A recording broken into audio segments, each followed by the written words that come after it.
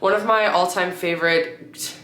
Hey everyone, and welcome to my channel. I'm Nikki, and in today's video I'm sharing some healthier, lightened up Super Bowl snack and appetizer recipes. So to be honest, I don't watch football. I don't really care about the Super Bowl. Other than the food, that is one thing that I always get excited about. My favorite type of food to make is definitely appetizers, so I really get excited to, even if we're not doing anything for the Super Bowl, make a bunch of snacks that we can enjoy, and it's just an excuse to do an appetizer night, which is always one of my favorites. Today I'm going to be sharing 4 lightened up recipes. I'll share the recipes in the description, as well as WeightWatchers points and the different nutrition information for each recipe. But I'm going to be showing you how I make each one today. So the different things that we're making, I am going to be doing some buffalo chicken meatballs. So I feel like there's always a buffalo chicken dip. I wanted to do something a little bit different. And when I told Adam buffalo chicken meatballs, he freaked out. So we'll be doing some buffalo chicken meatballs, as well as some jalapeno popper wonton cups. I'm also going to be making one of my all-time favorites, which is 2-ingredient dough bagel dogs, but I'm going to be making them with pretzel salt this time, which is so good. And then I'm also going to make a lightened up taco dip. If you enjoyed this video or find it helpful, please go ahead and give it a like and subscribe to my channel. I really appreciate it. Like I said, the recipes and nutrition and everything will be typed out in the description. I just created all of these as recipes in the WeightWatchers app, and they really are low point. The turkey dog bites that I make are 2 points. I've been making those for years now, and they're one of my favorites, but it's 2 points per bite, and I make them using 2-ingredient dough. Then the taco dip I think is only about a point for the serving that I made. I did like 8 servings. I'm gonna see how big it actually is once I finish making it. But I'm also gonna be making some chips in the oven.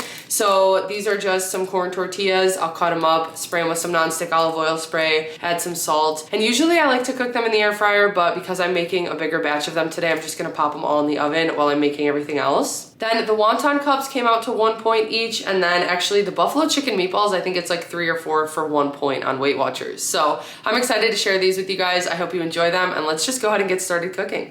I wanted to get started on the 2-ingredient dough bagel dogs first because they take the longest to bake, and I've got the oven preheating to 400 degrees while I start making the dough. To make the dough, I mix together 1 1/3 cup all-purpose flour, a teaspoon of baking powder, some seasoning, which I did garlic and onion salt, and then 1 cup of plain non-fat Greek yogurt.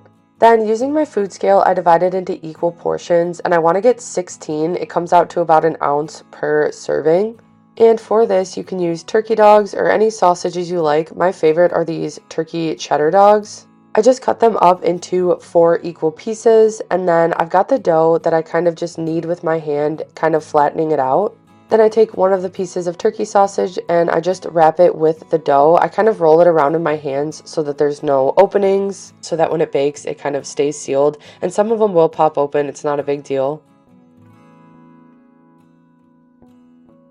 But I end up just rolling them out until they look like little marshmallows a little bit. And I like to make these bite-sized like this. You could just leave the turkey sausage whole and wrap it in the dough as well, but to make this more of an appetizer, I like to cut it into the little bites like this.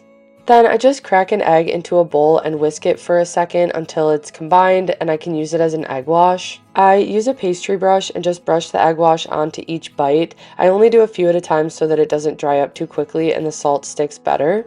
But once I put the egg wash on, I sprinkle some pretzel salt on top. You can use other seasoning as well. Sometimes I'll do everything seasoning or garlic salt, but today I specifically wanted the pretzel salt.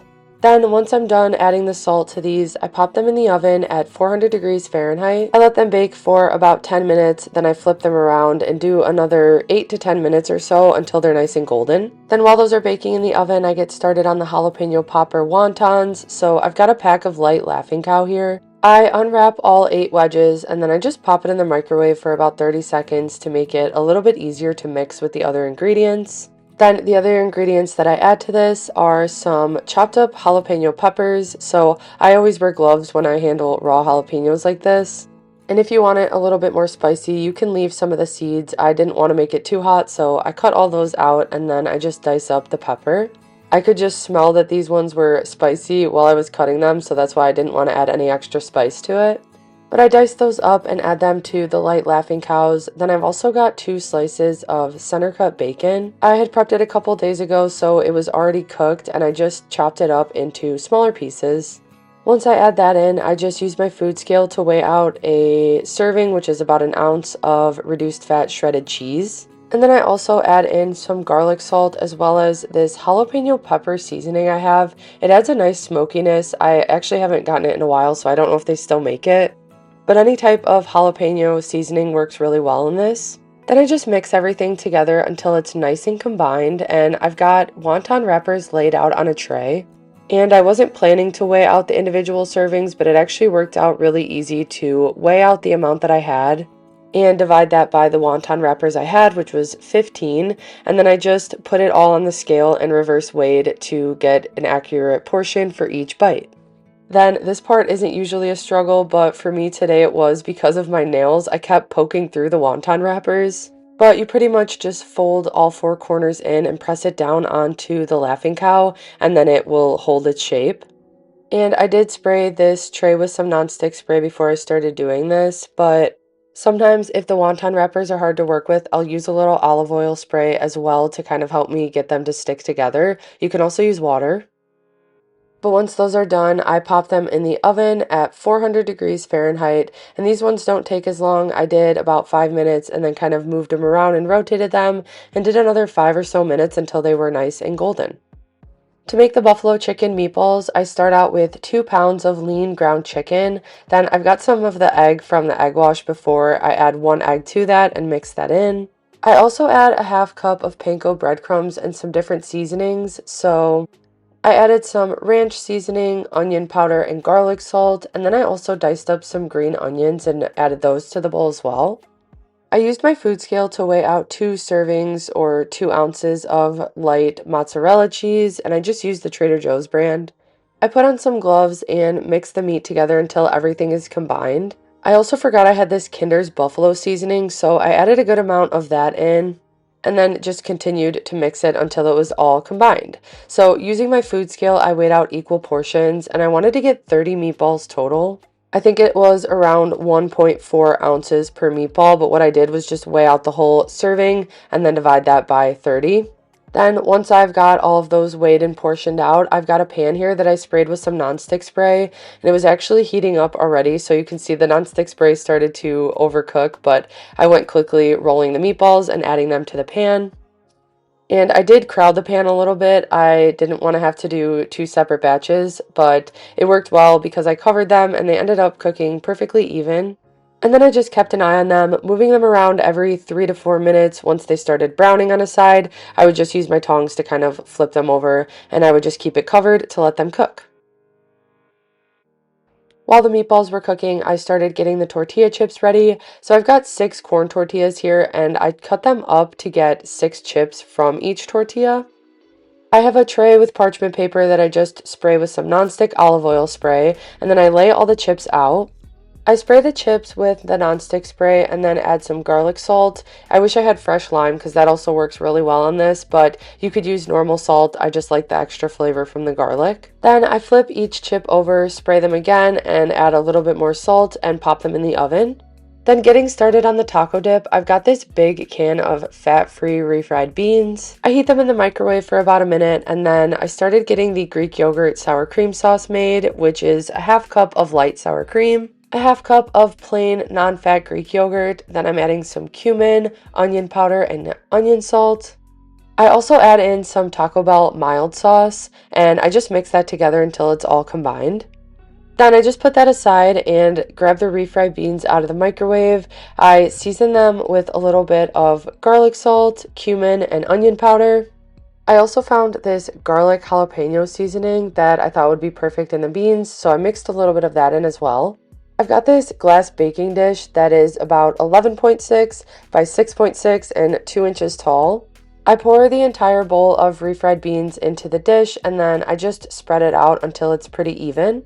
Then I add the Greek yogurt sour cream mix that I made. And if you wanted to make this a little spicier, you could have definitely used a spicier sauce mixed in with this. I like the Taco Bell mild, but you could also do the hot version that they have or any other hot sauce you enjoy. I spread that out until it's as even as I can get it, and then I put the dish onto my food scale and weigh out a 2-ounce serving of reduced fat shredded cheese. And then it worked out nicely that I've already got my oven preheated to 400 with everything else baking in there. So I just popped that in for long enough to get the cheese nice and melted. And while that's in the oven, I just dice up some Roma tomatoes that I'm going to be adding on top. Then checking back on the meatballs, they're fully cooked, so I add the buffalo sauce to them. I just pour it directly on the meatballs and then I keep it cooking at about medium heat. This helps the sauce really soak into the meatballs and it also kind of thickens it up a little, which I really enjoy. Then once the taco dip is done, I take it out of the oven and top it with some shredded lettuce, the diced tomatoes, and then I've just got some jarred jalapeno peppers. You could use fresh, but I was actually craving these specifically. So then the 2-ingredient dough bagel dogs are done. They come out to 2 points for each bite. And these are something that actually freeze really well and work later on as an appetizer option. Then we've got the finished jalapeno popper wonton bites. These are 1 point for one, and then if you have 2 of them, it goes up to 3 points. But they're the perfect size and creaminess, and I like to keep them in long enough till the edges get brown, like you can see here. The tortilla chips really don't take too long in the oven. I'm usually used to air frying them, but I was really happy with how crunchy they turned out. And then it's awesome with these meatballs. You can have up to 4 of them for only 1 point on WeightWatchers, but that serving has 24 grams of protein for 4 of them. The taco dip came to about 12 servings, which are a point each, and you can definitely mix up the toppings you use if you prefer to add some guacamole or avocado, or even some chopped onion or a pre-made salsa.